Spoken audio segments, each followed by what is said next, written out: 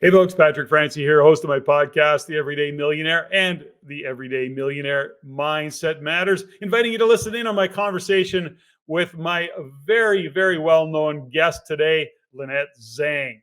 Now, Lynette is the founder and CEO of Zang Enterprises, which is a company that focuses on developing community and a sound money system at a global level.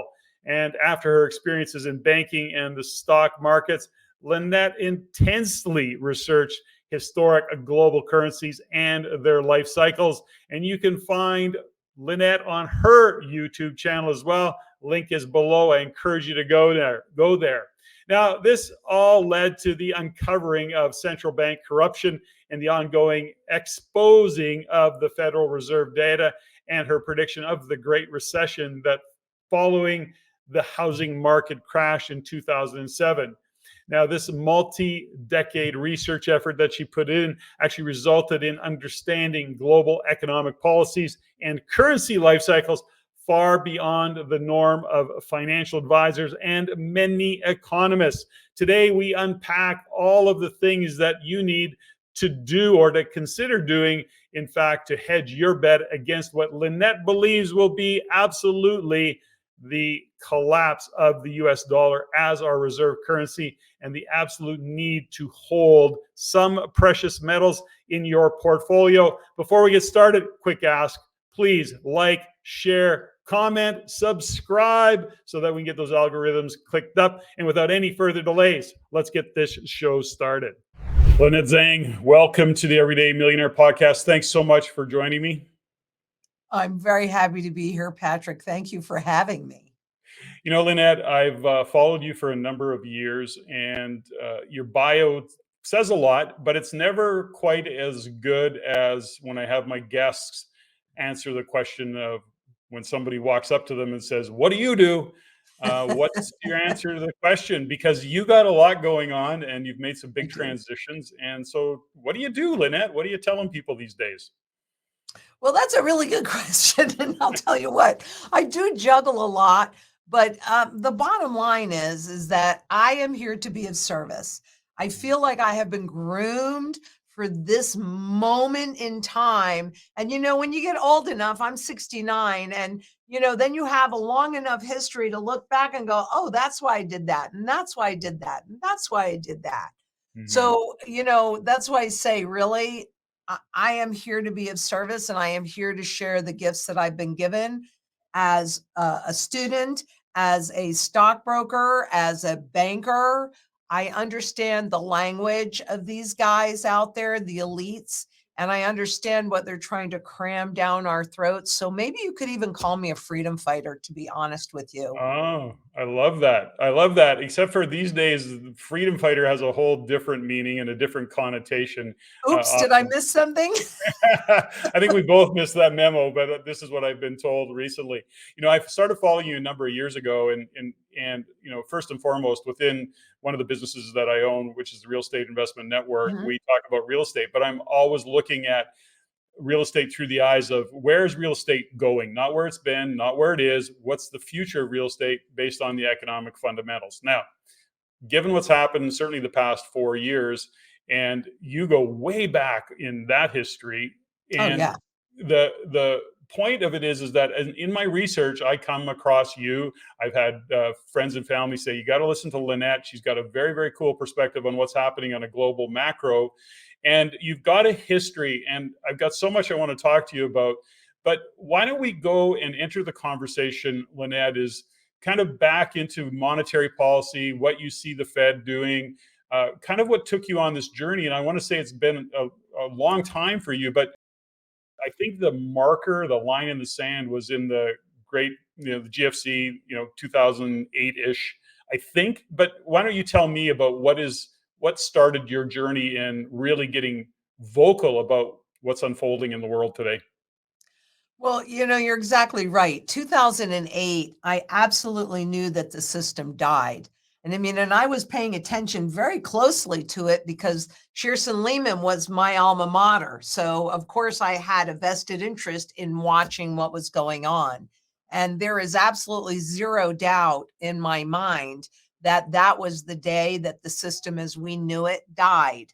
Going back further though, because you never just start at one point in time, there's always much more of a backstory. My father was a developer, so I do have a soft spot in my heart for real estate as well. And it is part of the strategy and how to deal with the real estate debt and almost more important, how to deal with real estate taxes, Mhm. because it's easy to transfer wealth from that.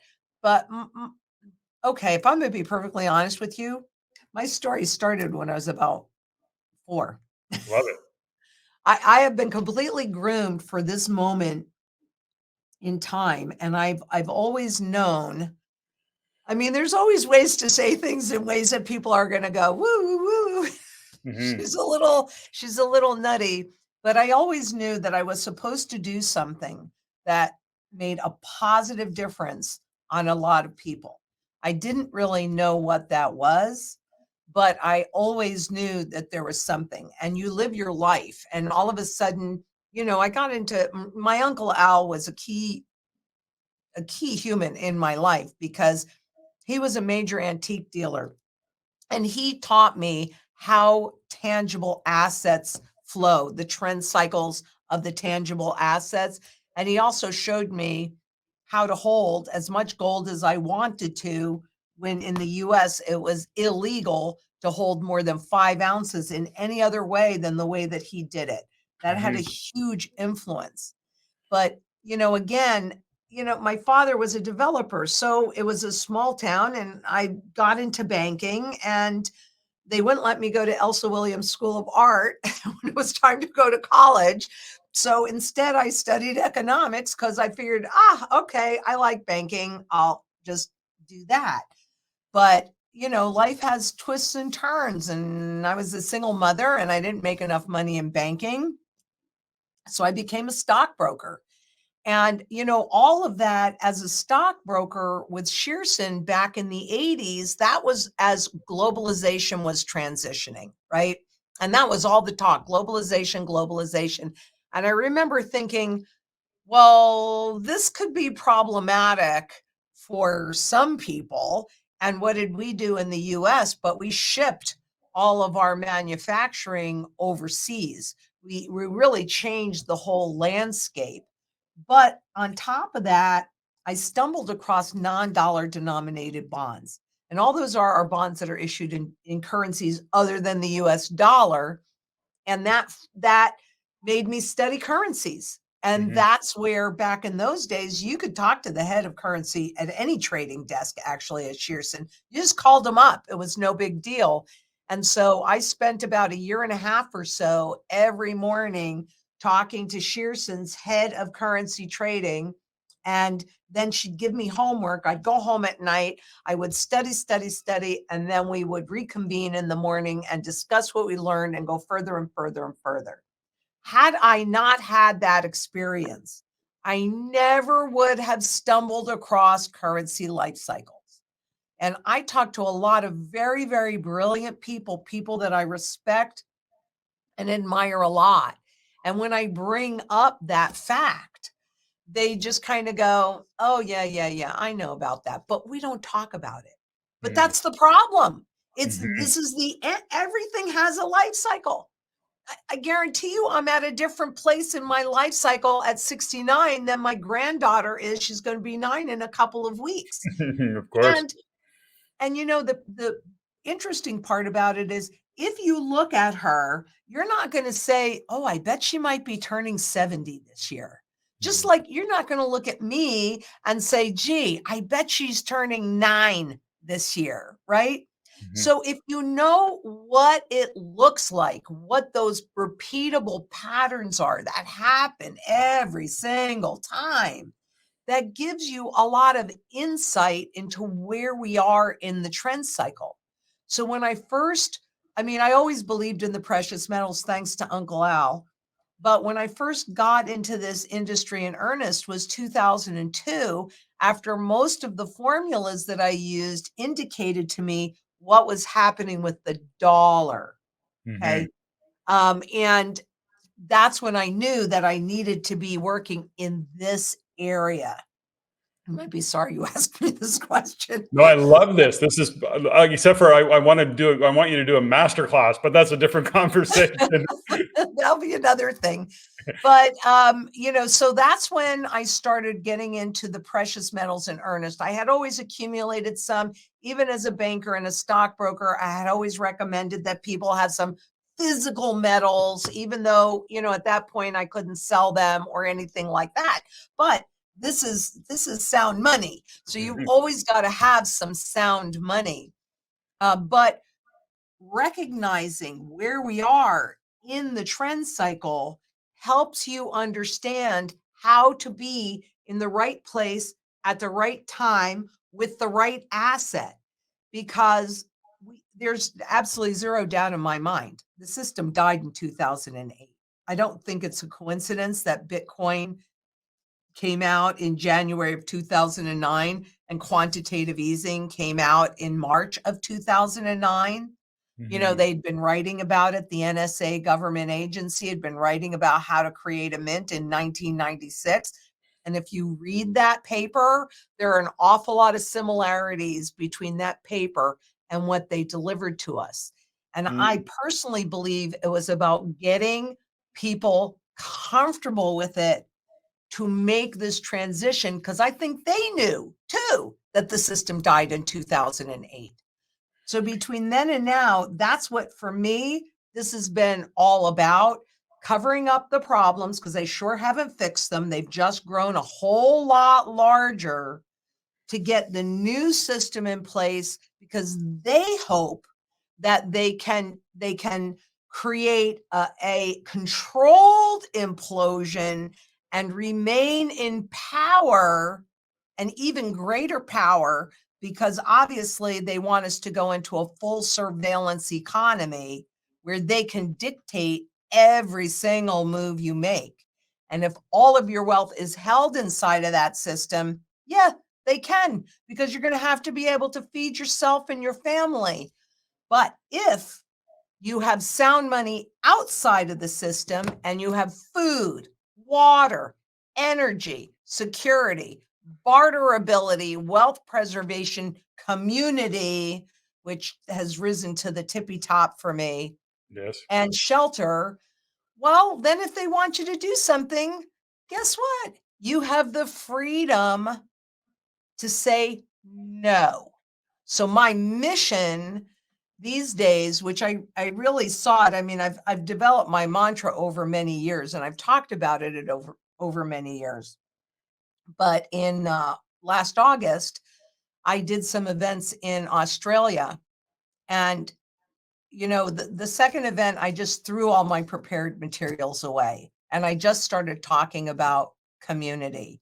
And I got chills over my entire body the whole time that I was talking about it. And so, I'm here today to build the global community. What do you do? I mean, that's such a hard question for me because I do so many things, but I do believe that the most important role that I have right now is in building that in community locally, because we don't have the luxury of time. I mean, I live on my urban farm now. I was not a farmer. I was not a gardener, but I understand what happens during these transitions. And I knew that food becomes the single biggest issue for most people. Look around the world. Are we not having major issues around food security all around the world, and the farmers and So everything? Lynette, let me fill in a couple gaps in thought process, and I Okay. want to hear from you on a couple different levels.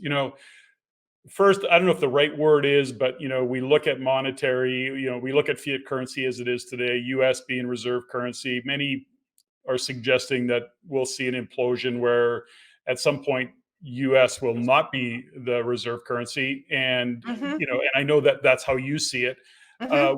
We see the transition into CBDC, and people can deny that all day long, but ultimately we know even in Canada, they're already planting those seeds of central bank digital currency. Many people Yep. don't seem worried about it, but of course, when we look at it from through a lens of what is the purpose of that, we understand that it's just about a next level of control.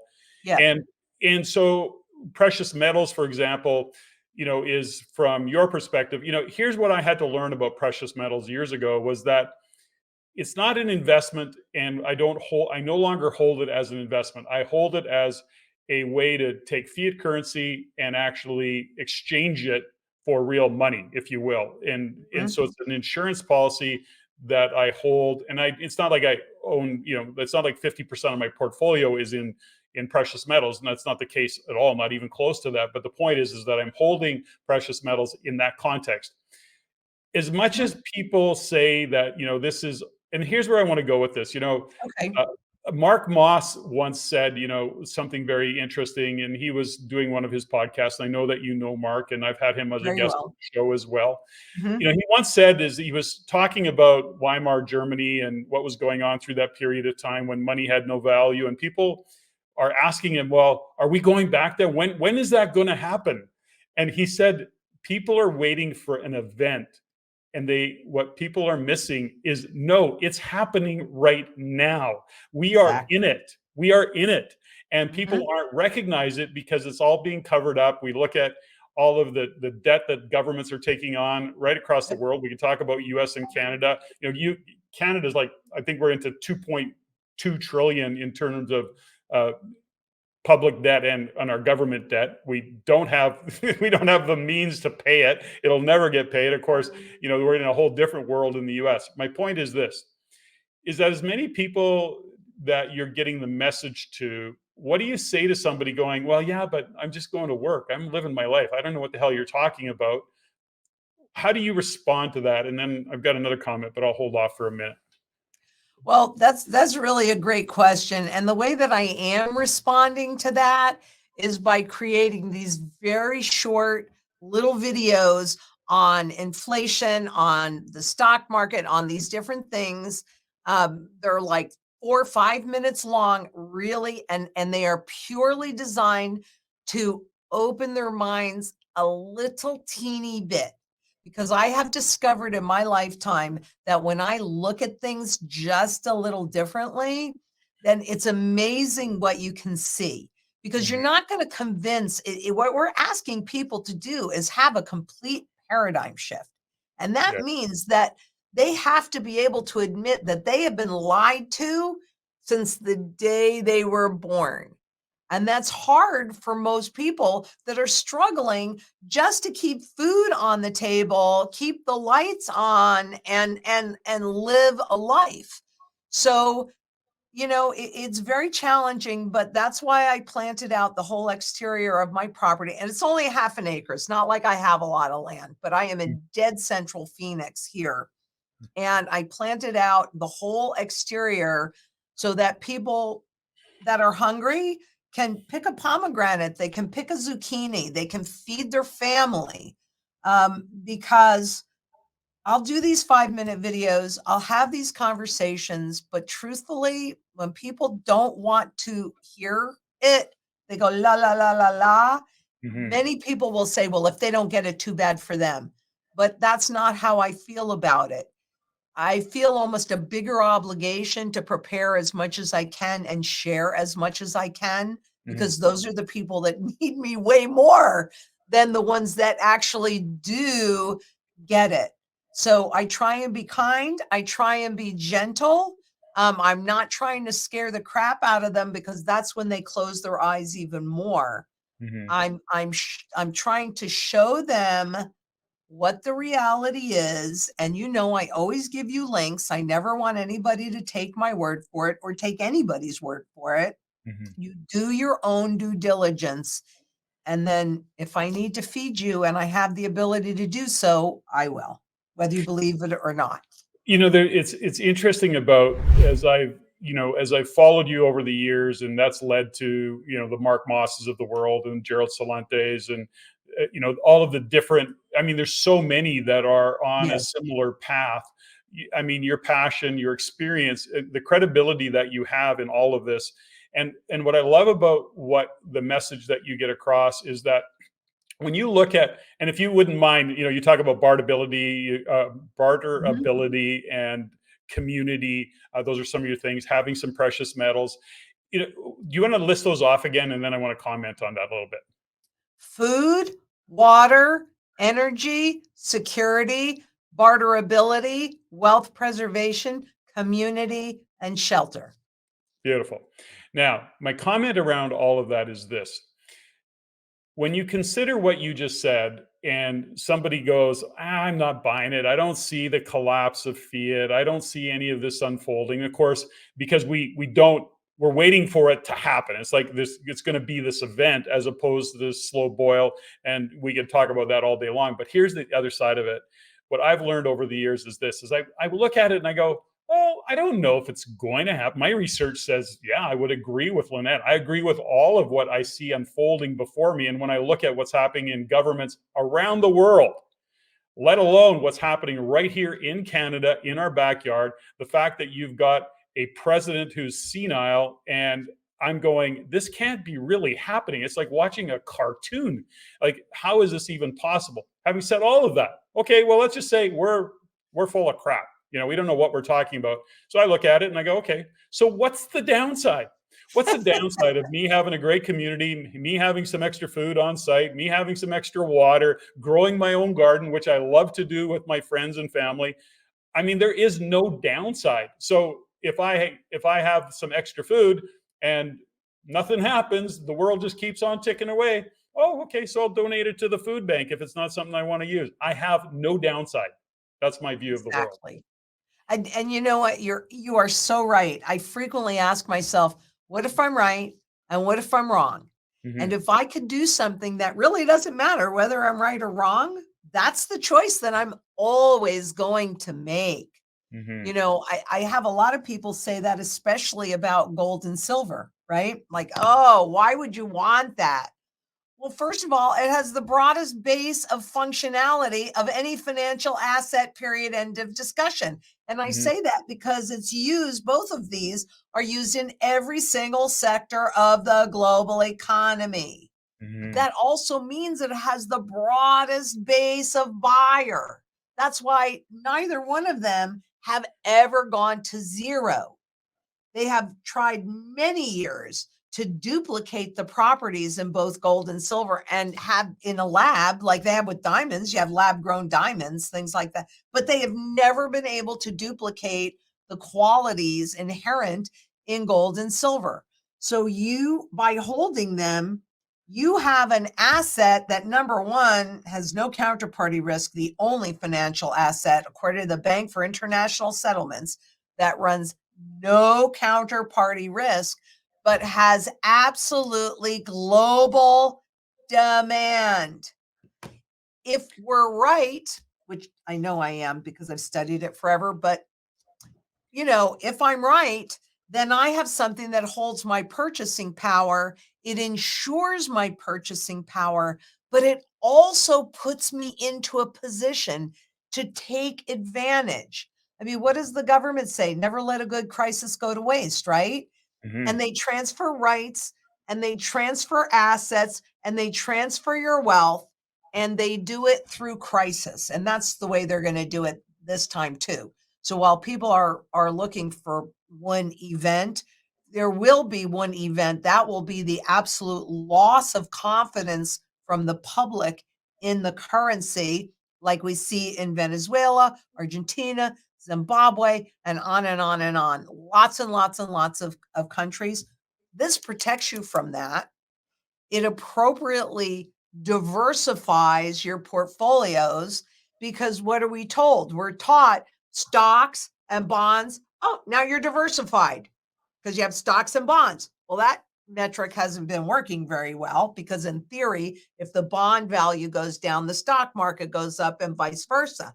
But they've been all running in tandem, because we're at the end of this currency's life cycle. And Patrick, have you noticed in print, in headlines and stuff, how many times different economists and government agencies and even central bankers have said, gee, I've never seen this before. This is unique. Isn't that the truth? Right? Well, that's an indication of where we are, the fact that we are at the end of the cycle because Mhm. things aren't working the way they designed them to work when they still had interest rates and purchasing power in the currency to work with. It's what's interesting. There's a lot of things interesting about all of this, but I understand cycles. So, in what I teach within the world of real estate, is that real estate moves in cycles, and it moves in Mhm. cycles.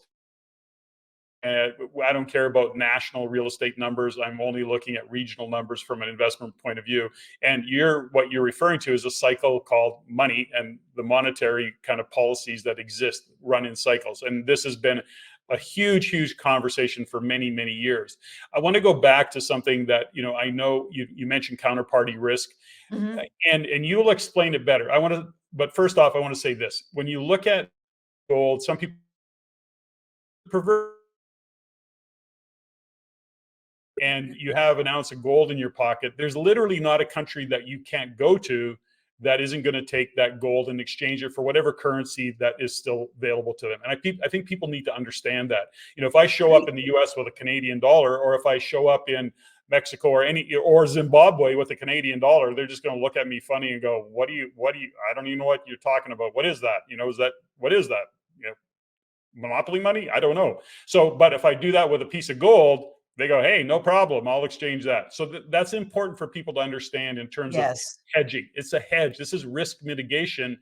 This isn't about getting rich investing in gold. I mean, if you want to do that, go buy miners. We're talking about bullion. We're like the physical gold that you Well, talk. If you don't hold it, you don't own it, is your phrase, I believe. that is true, but I am going to challenge a little bit about what you said because Please. what I always look as an investor, what I always look for is an undervalued asset that is in a long-term positive Okay. trend. Good And point. Yes. that's where I want to keep Yeah. the lion's share of my wealth. But Mhm. most people with FOMO, fear of missing out, right? They have most of their wealth in an overvalued asset or instrument that is Mhm. actually in a long term negative trend. And people will say to me, but look at the stock market is going up, Yeah. but the dollar value is going down, whether it's the That's such a Canadian hard dollar. concept. That's such a hard concept for people to grasp. Is okay, well, no, I've got money. And you go, okay, assets aren't real. The price of real estate really isn't going up per se. The value of money has dropped so much. But people can't wrap their mind around that concept. I don't know if you can articulate that better than I do, because I do a bad Oh, job of it. well, look, when they set the system up, they knew that people did not understand. Not one man in a million understands inflation, and they knew that people marry the legal money of the state. And armed with these two things, they've gotten really, really far. Mhm. But what I can say to you is look at how much your food and your fuel and your cost of living has gone up in the past year, in the past 2 years. I mean, in 1971, the average wage was $9,500, and a family of 4 could live on that. And I'm not saying they were super wealthy, but they Nope. only needed 1 wage earner. My Mhm. father, as a developer, they used to work out of the house. And I remember, I don't know why I remember this so well, but it's just always something that stuck in my head. They had this nice young couple. He was an engineer at IBM. And I remember my mother going, he's a comer. He's a comer. He makes $12,000 a year. Well, if the average wage was 9,500 bucks Good and dough. he's making 12,000, I babysat for them every Friday night, right? They used to go out to dinner or maybe a movie. They would take their kids on vacation in the summer. They probably saved for retirement. They probably saved for their kids' education. And my father developed a very nice house. So I knew that they lived in a nice house. How would you be if you made $12,000 a year today? You can't do anything. You'd be living on the street. You'd be one of those individuals living in a tent city. Exactly. Yeah. And if you look at Zimbabwe, they have billionaires there that cannot buy 3 eggs. Mm, So a trillion times 0 is still 0. And if you look at, my very favorite chart of all, I show it all the time, is the Federal Reserve's um, purchasing power chart, where you can see really clearly how the dollar has lost its purchasing power. 90, what is it? Not there's officially 3 cents left. It's worse than that because they always kind of massage the data to make it sure. look a little bit better. But Yeah. if you look at that long-term chart, what do you see down in the index? 0. Because that's what's happened to every single government-based money on the planet for every time they have attempted this experiment. It's not the first time. It's Yeah, it's probably not. the smartest time, but it's not the first time.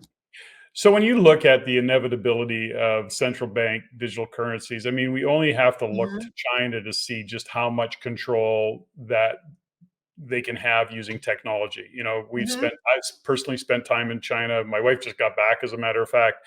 So we see what's happening in China in terms of the overarching control that they have using technology.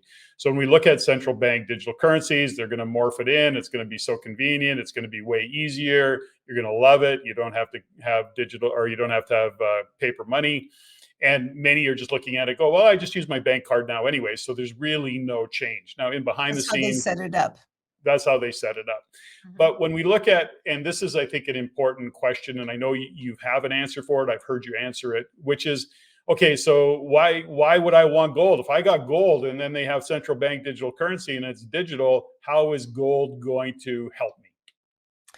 Well, you actually brought it up earlier, Patrick, and that is because of its broad-based demand, you can always convert gold and silver into any local currency that you need. But when you look at the central bank digital currency, read some of their documents. What they're talking about is the ability to charge negative rates without limitations. Did you know that negative rates are a choice, Patrick? Do you know that silly you for demanding interest on the money that you've worked for that you're loaning a stranger? Now, if it's your children, okay, you're going to take back less than you gave them. Maybe you won't get any of it back, but Yeah. they're your children. Who Yeah. else are you willing to do that for? Hmm. So, do I think it's inevitable that they bring it out? 100%. And I think that this next financial crisis that is really obvious could be when they introduce it. I mean, after all, in the US, we all have those Fed Now accounts, so they can just push a button. And they even said it during, in 2020. Boy, wouldn't it be so much easier if everybody just had an account and we just pushed a button and injected money into it. But the Yeah. easier it is to create that money, the less value that money actually has. So when you see the central banks just do this kind of thing, every time they do it, the money that's already out there buys less and less and less. So you just have to believe your personal experience because the only difference between inflation and hyperinflation is the speed of that Mhm. inflation. And when all confidence, because there are layers of confidence, right? But what we've been witnessing since 2008 has been those layers of confidence evaporating. So 2008, banks stopped lending to each other, as witnessed by the cancellation of the interbank lending program. Boom, it went straight down like a rock in 2000 so that was bank to bank. In 2015, it was central bank to central bank with the Swiss surprise when the Swiss central bank kept coming out and saying that they were going to retain a peg they were to the euro dollar, retain it, and there's a whole story behind that too, but retain it this was their most important policy. They said that on I don't know it was Tuesday to Thursday, but it was something like that. They came out vowing how important this was. And then not 2 days later, boop, they decoupled. Hmm. So that was central bank to central bank confidence in each other gone. What was it, June 2 years ago now? Or a year ago? Whenever, no, I think maybe 2 years ago was, or a year and a half ago, when the Fed, that since 2008 had used forward guidance. Okay, this is what we're going to do, Wall Street. Get in line, get in position to benefit from it. And they kept saying, we're only going to go up 50 basis points, 50 basis points, 50 basis points. And then without warning, bam, 75 basis points, which may not seem too much, but that makes a huge difference. Where's my chopstick? That makes a huge difference in market valuations. When interest rates go up, market valuation of all those debt instruments drops depending upon how much interest rates go up. Hmm. So that was market to central bank. What's left in confidence? Public in this crap. Hmm. And rapid inflation erodes that confidence rapidly. You That's know, the problem. I think there's, people just need to pay attention to a couple of things. In U.S., Canada, it is a slow boil. It is the subtle things that are starting to unfold. In Canada, they're already talking, and there's a few cities in Canada now that are adopting 15-minute city programs. Mhm. Where they are creating these 15-minute cities where you'll have to pay to leave. So it's not that they're going to hold you there, but every time you leave that particular region of the city or that district, if you will, you will in fact pay for it. So that's part of it. Then you look at the healthcare system here. They're digitizing us whether we want to or not. So it's Yeah. like there is no resisting it. It is going to unfold the way it is. People go, well, I just won't buy into it.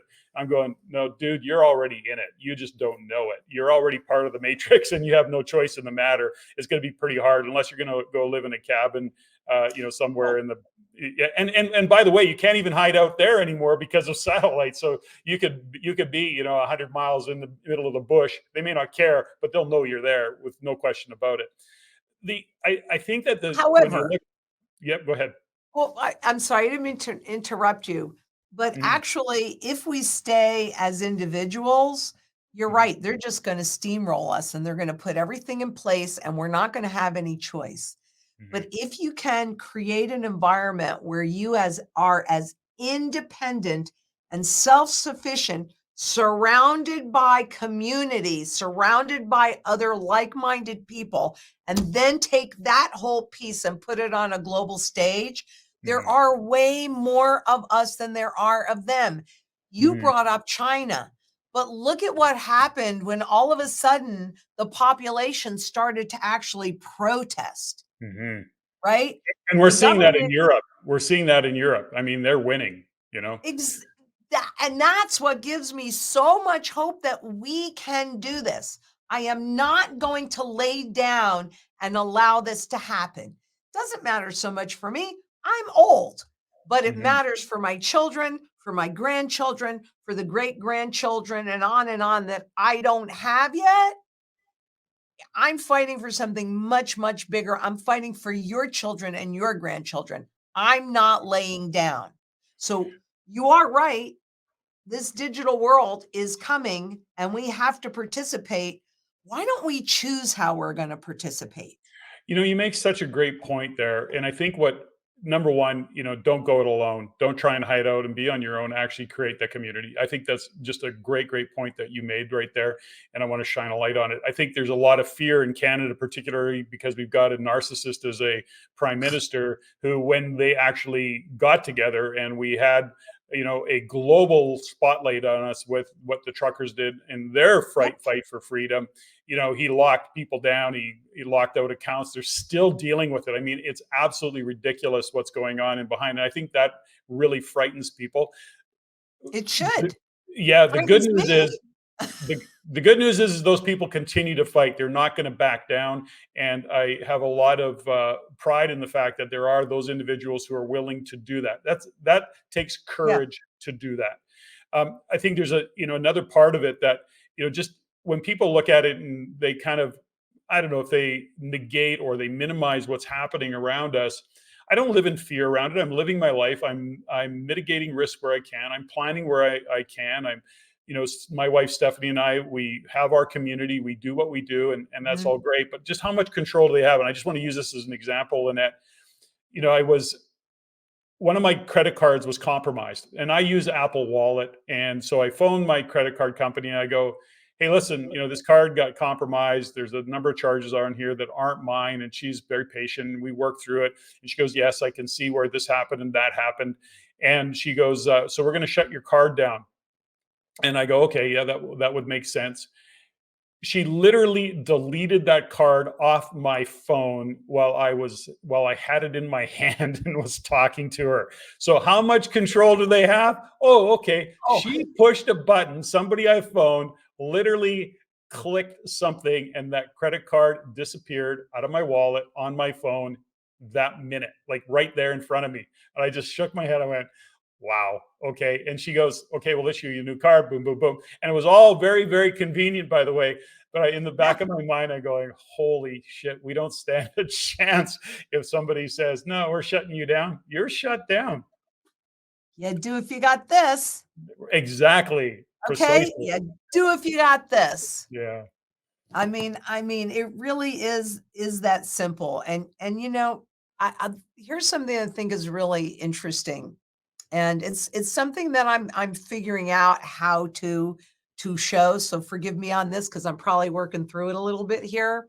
Sure. But my mantra that I mentioned a bunch of times in here: food, water, energy, etc. Yeah. Everybody always thinks, well, this is over here and the economic stuff is over here and all that other stuff is over here, and that they're completely separate. No, no, no, no, no. These are all of the things that we need to sustain our freedom, to Mhm. sustain a reasonable standard of living, to have the ability, if something like that happens and your card disappears from your wallet, where they push a button like they did in Canada and say, nope, you no longer have any access to anything.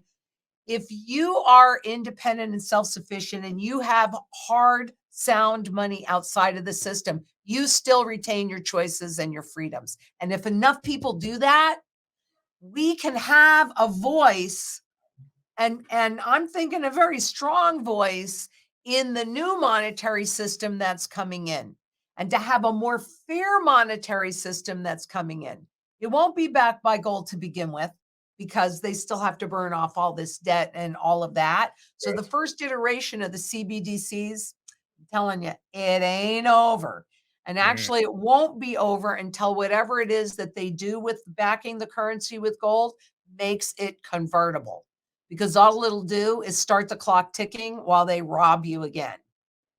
So we have to come together and we have to stand together and we have to say, no, there are more of us than there are of them. We can do this.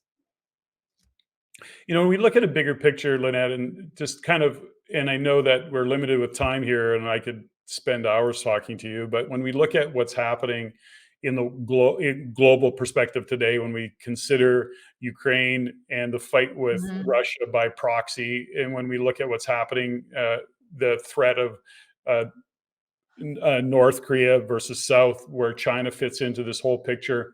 I mean, there's a very strong argument and or theory around the fact that it's all part of the overarching system. It's all part of, Mhm.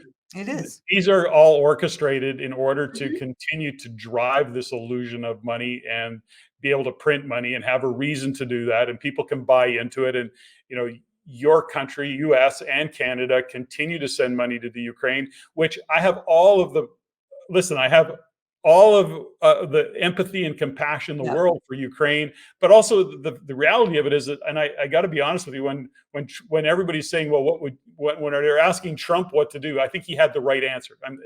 Whatever you think of Trump, he had the right answer. I just want people to stop killing each other.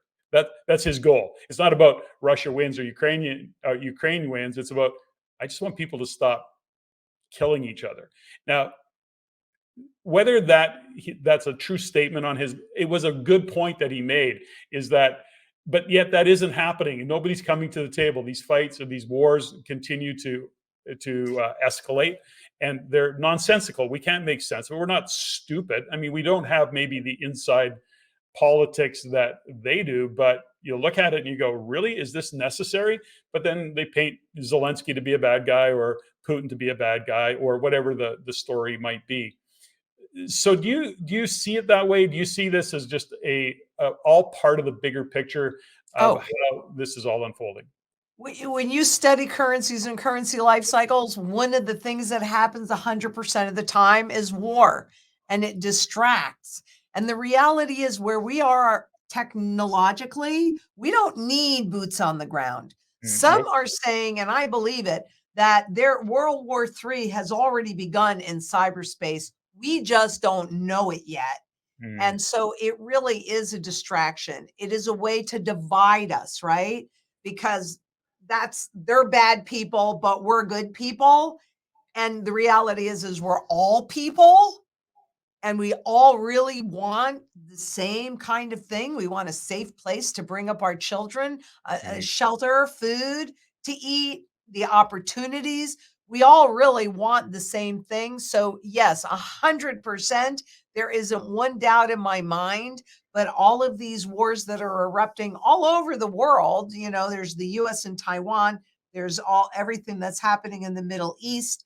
I mean, it's just all justifying inflation Yeah. and creating a division amongst people. And what I'm trying to do is just the opposite. I want to bring everybody together, because together we can absolutely make a difference. If we're all individuals, then we have no power.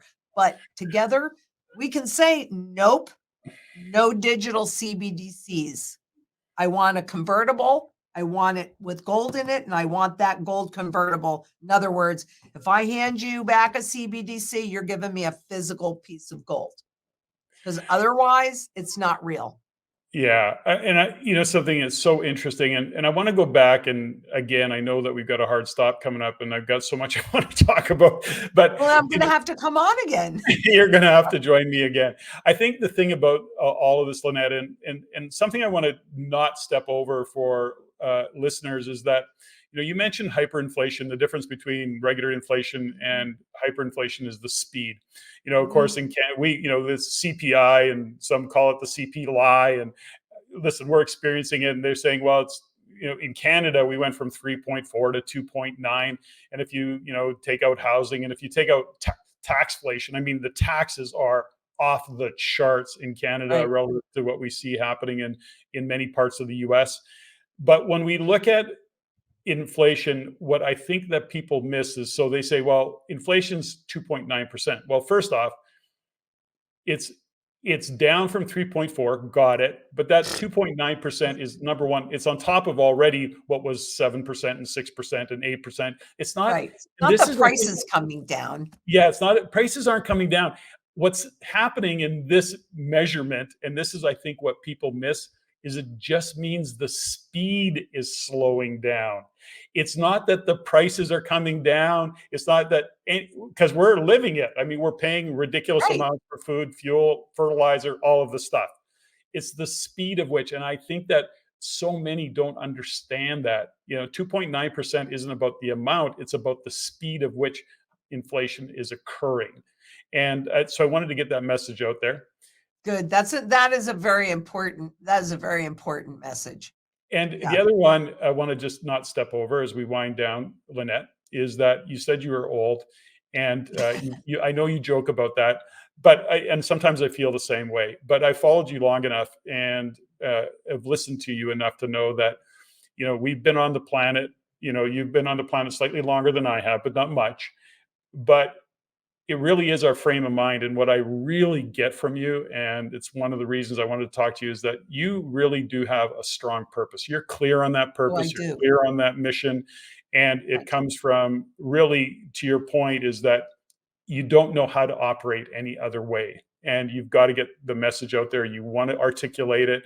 I don't see for 1 second that you are in any way, whatever the, a conspiracy theorist or whatever Oh, label they no. want. put on stuff. People do put on it, that label. I see absolutely no downside to the message that you articulate incredibly well. And I Thank just you. want to shine a light on that. And there is no downside. You went through, Exactly. you're going to win. That's all there is to it. Now, one question that I know is going to be out there, and I know you don't have an answer for it, but I'd like to just hear your thesis on it, is when we look at time frame, knowing that it's not going to necessarily be an event, we're in it.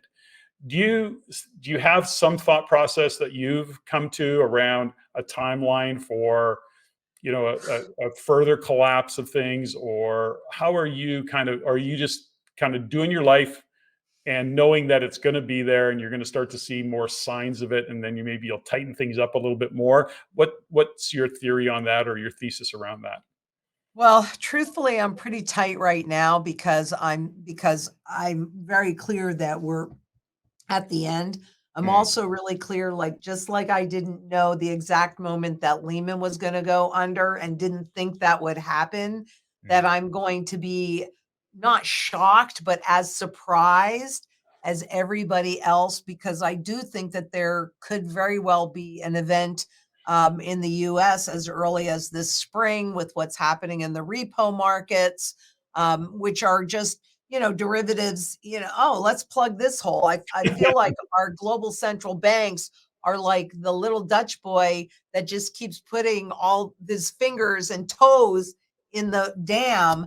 And I think they're out of toes, but hey, I was wrong about QE, so I could certainly be wrong. But I think that we could see the unraveling as early as this spring because of the repo market. And I don't know what they're going to do about it. They're trying to do all sorts of things with the treasury markets and blah, blah, blah, blah, blah. yeah, Um, timing this is also an election year, but then again, I believe I could be off on this a little bit, but I'm pretty sure about 52% of all countries right now are in voting mode and elections yeah, mode. So, this could be a really quiet year because of that, or it crazy. could be crazy. Well, I when you don't look at know which. when we look at the unrest around the world, I mean, it's crazy the amount of protests, and I mean they're violent. There's like, and I mean we're not seeing it on mainstream Yes, media, of course, or legacy media, whatever you call it, but there is right. certainly a lot of that going on in the world, and there's I got to get you back here. I mean, I want to just when you think about a global central bank, we say those words and people say those words and it's like it doesn't go any deeper than that. But when you Oh my ask the god. question, what does it mean? What does a global central bank mean? Oh my gosh, it just like, holy cow, there's a lot of rabbit holes that we can go down in that particular Oh my god. conversation. Yes, it scares the crap out of me, and Yeah, we do need to talk about that. yeah, The IMF, the BIS. yeah, Yes, yeah. we do need to talk about that. It's critical, but I think everybody needs to become their own central banker, and they can do it with sound money. And I cannot stress sound money enough, because this is what buys you freedom and liberty and choices when Mhm. they're trying to take all of that away from you. But So community is the biggest part. Lynette, I know you've got a hard stop, but and I generally have what I call rapid fire questions for my guests, but I'm not going to ask you all those questions, but I have two for you. Okay. And one question is, if there is a God, what do you want to hear God say when you get to the gates? I did a good job. I want God to tell me that I did a good job, because that's who I'm working for. Beautiful. And finally, Lynette, what are you grateful for today? Oh my God. I am grateful for everything. I am grateful for the life that I've been given, the hard times, not like my life has been, always easy peasy, but I've needed all of those lessons. I'm so grateful for my children and all the love that I'm grateful for the community that surrounds me and all the support. I mean, I'm grateful for you having me on your show. I mean, I am grateful for everything. I'm grateful that I was a stockbroker and stumbled across non-dollar denominated bonds. I mean, yeah, I'm a very grateful person. I'm a very grateful person. I know I mean, I've lived life long enough to know there go I, but for the grace of God. Yes. I love that. And I And I'm am, not very religious. Honest to God, I'm very spiritual. yes, And I definitely believe in something way bigger yes. than us. But I have to say, I am not a particularly religious person, but I am an absolutely spiritual person. I look at a higher power, and some people call it God, and others don't. I refer to it as consciousness and whatever it is, but I just know that there's more on this world in this world than just me and or human beings, and there is a higher power. I am so grateful for having had the opportunity to number one meet you in person and be able to twist your Yeah, publicist's arm a little bit and get you on my show and have you join me. I absolutely. love that.